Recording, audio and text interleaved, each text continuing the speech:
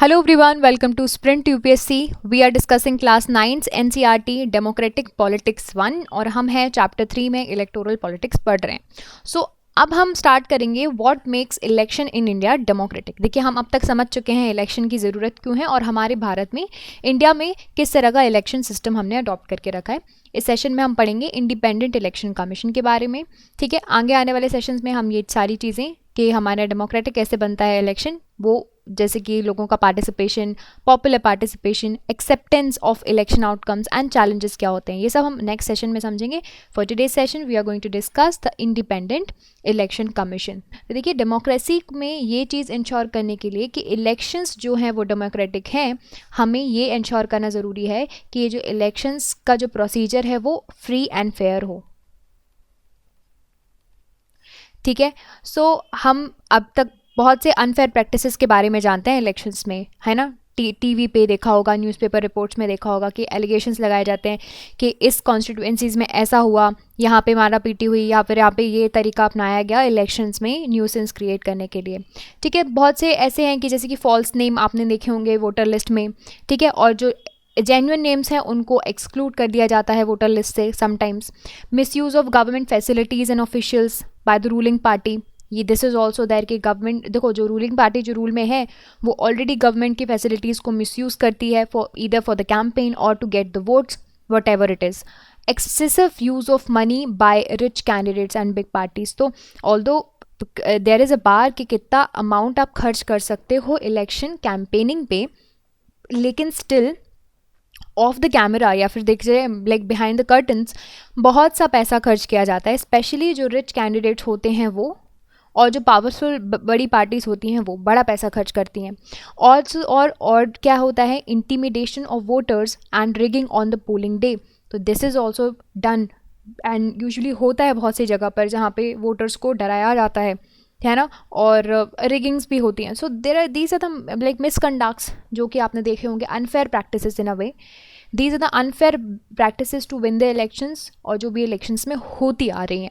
सो ये जो बहुत सी रिपोर्ट्स हैं सही होती हैं. ठीक है, एंड वी फील अनहैप्पी जब हम इनको पढ़ते हैं, क्योंकि हम सोचते हैं यार हम डेमोक्रेसी में रह रहे हैं, हम अच्छे से वोट देने जाएं, उस व्यक्ति को वोट दें और उस व्यक्ति को जिताएं जो कि लायबल हो और जो कि अकाउंटेबल हो, रिस्पॉन्सिबल हो. बट इस तरह की एक्टिविटीज़ होती है तो we feel a very demotivated. But fortunately इतना स्केल पे जो हमारा पर्पस है इलेक्शन का वो अभी तक डिफीट नहीं हुआ है. ये इसीलिए हुआ है क्योंकि अब तक हमने जो एक मशीनरी क्रिएट की है इलेक्शन को कंडक्ट करवाने के लिए वो पावरफुल है. ठीक है, it is clear if we ask this basic question कि can a party win an election and come to power not because of its popular support but through the electoral malpractices. So ये बहुत बड़ा question है, इसको अच्छे से examine करने की ज़रूरत है. और सबसे बड़ी बात है कि इलेक्शन कमीशन अगर हमारा इंडिपेंडेंट होगा so we can check these practices are not working as a whole. So एक सिंपलर वे है ये चीज़ चेक करने का कि जो इलेक्शंस हैं वो फ्री एंड फेयर हों. इलेक्शंस फ्री हों यानी कि जैसा कि उनको होना चाहिए, एंड फेयर हो यानी कि किसी एक पर्सन को स्पेशल आप ट्रीटमेंट ना दे रहे हों. सो ये कैसे इंश्योर होगा, ये ऐसे इंश्योर होगा जो भी अथॉरिटी है जो इलेक्शन कंडक्ट करवाएगी, है ना, दैट इज़ हमारे केस में इलेक्शन कमीशन ऑफ इंडिया. सो हमारे यहाँ का जो ECI है, इलेक्शन कमीशन ऑफ इंडिया है, वो अगर फ्री और इंडिपेंडेंट रहे स्पेशली और ये क्या रहे, पावरफुल रहे, तो आप ये इंश्योर कर सकते हो कि इलेक्शन डेमोक्रेटिक तरीके से होंगे. अब are they independent of the government और द गवर्नमेंट और the ruling party influence and pressurise them. यही तो इंडिपेंडेंस का मतलब है ना. और ये सवाल भी हमारे सामने आता है कि क्या इनके पास इतने पावर हैं कि ये free and fair election conduct करवाने के लिए इतने पावर हैं कि ये कुछ डिसीजन ले पाएँ, और क्या ये एक्चुअली अगर इनके पास पावर है भी तो क्या ये यूज़ करते हैं. सो ये सारे क्वेश्चन हैं. सारे क्वेश्चन के answers they are quite possible, क्योंकि in the past history as well we have seen the election commission taking the major big steps in order to ensure that the elections they are free and fair, right. So हमारे देश में elections conduct एक independent and बहुत ही powerful body करवाती है जिसका नाम है इलेक्शन कमीशन ऑफ इंडिया. ठीक है, इसके पास इंडिपेंडेंस है बहुत से, it actually enjoys a certain limits of independence and that the judiciary enjoys, like the same way जैसे जुडिशरी एक इंडिपेंडेंस एन्जॉय करती है उस सिमिलर तरीके में ये भी करते हैं। चीफ इलेक्शन कमिश्नर ओके होते हैं CEC ओके, जिनको बोला जाता है, उनको अपॉइंट करेंगे कौन, प्रेसिडेंट अपॉइंट करेंगे, इनके चीफ इलेक्शन कमिश्नर होंगे। ठीक है, एक बार अपॉइंट कर दिए गए चीफ इलेक्शन कमिश्नर, एक बार अपॉइंट होने के बाद प्रेसिडेंट को आंसरेबल नहीं होंगे या फिर गवर्नमेंट को आंसरेबल नहीं होंगे। ठीक है, ये बात आपको याद रखनी है। Even if the ruling party does not like the election commissioner, अगर रूलिंग पार्टी को इलेक्शन कमिश्नर पसंद नहीं है तब भी वो उनको रिमूव नहीं कर सकती। बहुत ही it is impossible to remove the election commissioner, क्योंकि अगर ये हो जाएगा तो फिर इंडिपेंडेंस कैसे हो जाएगी, इंडिपेंडेंस कैसे इंश्योर करोगे, ऐसे इंश्योर करोगे कि आपके अपॉइंटमेंट और रिमूवल में गवर्नमेंट का हाथ ना हो, right. So that is how. So very few election commissions in the world, they have such wide ranging power as we have in our country the election commission enjoys. Election commissions बहुत से decision लेता है, conduct and control से related, elections के announcement से related, declarations से related सारी चीज़ों को रेगुलेट करता है। और हमने समझा था कि code of conduct last session में पढ़ रहे थे। कोड ऑफ कंडक्ट इम्प्लीमेंट कौन करवाता है, इलेक्शन कमीशन। और क्या करता है, उन कैंडिडेट्स को पनिश करता है जो इनको वॉयलेट करे, या फिर उन पार्टीज़ को पनिश करता है जो इनको वॉयलेट करें।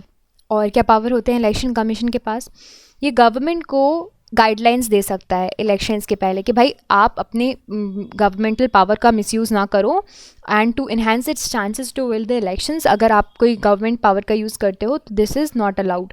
ओके, और यानी कि हो सकता है ना कि गवर्नमेंट बहुत से प्रैक्टिसेस यूज़ करती है in order to ensure that they win the next election as well, जैसे कि हो सकता है कि कुछ गवर्नमेंट ऑफिशियल्स का ट्रांसफ़र करवा दे, तो ये सारी चीज़ें के लिए गाइडलाइंस कौन दे सकता है, इलेक्शन कमीशन दे सकता है। So when on election duty government officers work under the control of EC and not under the government of what ever the government has formed. यानी कि ये बड़ा अच्छा पॉइंट है कि जो भी गवर्नमेंट ऑफिशियल्स होंगे वो इलेक्शन कमीशन के अंदर काम करेंगे अगर उनको इलेक्शन ड्यूटी दी गई है, ना कि वो गवर्नमेंट के लिए लाइबल होंगे। सो इस तरह से सेग्रीगेशन किया जा रहा है, राइट। 25 साल में, लास्ट 25 साल में इलेक्शन कमीशन ने अपनी जो पावर है उनको बहुत अच्छे से एक्सपैंड किया है और बहुत अच्छे से यूज़ किया है। And it is very common for the election commission to reprimand the government and the administration for their lapses. So election officials जो होते हैं वो वाइड रेंजिंग पावर अपने साथ रखते हैं। किस तरह की पावर रखते हैं, देखिए अगर उनको लगता है कि कोई बूथ में, किसी पोलिंग बूथ में इलेक्शन अच्छे तरीके से नहीं हुआ है, मतलब इनकी पोलिंग अच्छे से नहीं हुई है, और या फिर उनको लगता है कि किसी ने कुछ पूरी कॉन्स्टिट्यूएंसीज़ में कुछ ही तरह का माल प्रैक्टिसेस यूज़ किया गया है, कुछ गलत तरीका यूज़ किया गया है पोल करने के लिए, तो वहाँ पर कैंसिल कर सकता है इवन वो कॉन्स्टिट्यूएंसी पे या फिर उस पोलिंग बूथ का पूरा सिस्टम कैंसिल कर सकता है। और क्या कर सकते हैं, या फिर उसको पोस्टपोन कर सकते हैं या फिर उसको रीपोल कर सकते हैं। तो ये पावर है, ठीक है, और ये पावर यूज़ भी होती है। Ruling parties often do not like what the election commission does, but they have to obey to this things. और ये सब बिल्कुल नहीं होता अगर इलेक्शन कमीशन इंडिपेंडेंट और पावरफुल नहीं होती। तो I hope you understood all of these points about the independent election commission. So एक ये तरीका है जो कि हमारे भारत के इलेक्शंस को क्या करता है, इलेक्शंस को डेमोक्रेटिक बनाता है कि इलेक्शन कमीशन इंडिपेंडेंट रहे, उसके ऊपर किसी चीज़ का और किसी अथॉरिटी का दबाव ना हो। So that is how this is done. In the next session, we will try to understand popular participation, acceptance of election outcomes, and challenges to free and fair elections. So these will be discussed in the next session. And if you like this session, you can subscribe to the YouTube channel for more videos and updates. And also you can download the Sprint UPSC app to practice book chapter and topic wise. Remember candidates, just reading books or watching videos are not going to help you out unless you practice thoroughly. So identify your mistakes and work to improve your performance, and Sprint UPSC is the perfect app to do all of this. अगर आपको ये video पसंद आया हो तो हमारे YouTube channel को subscribe कीजिए और वीडियोज़ एंड अपडेट्स के लिए साथ ही साथ डाउनलोड कीजिए स्प्रिंट UPSC ऐप। इस पर आप यहाँ पे प्रैक्टिस कर सकते हैं अपनी book chapter and topic wise. Remember, सिर्फ बुक पढ़ने से और वीडियोस देखने से मदद नहीं मिलेगी जब तक आप अच्छे से प्रैक्टिस नहीं करोगे। सो अपनी मिस्टेक्स को जानिए एंड परफॉर्मेंस को इम्प्रूव कीजिए, और स्प्रिंट UPSC इसके लिए परफेक्ट ऐप है। So I will see you in the next video. Thank you so much.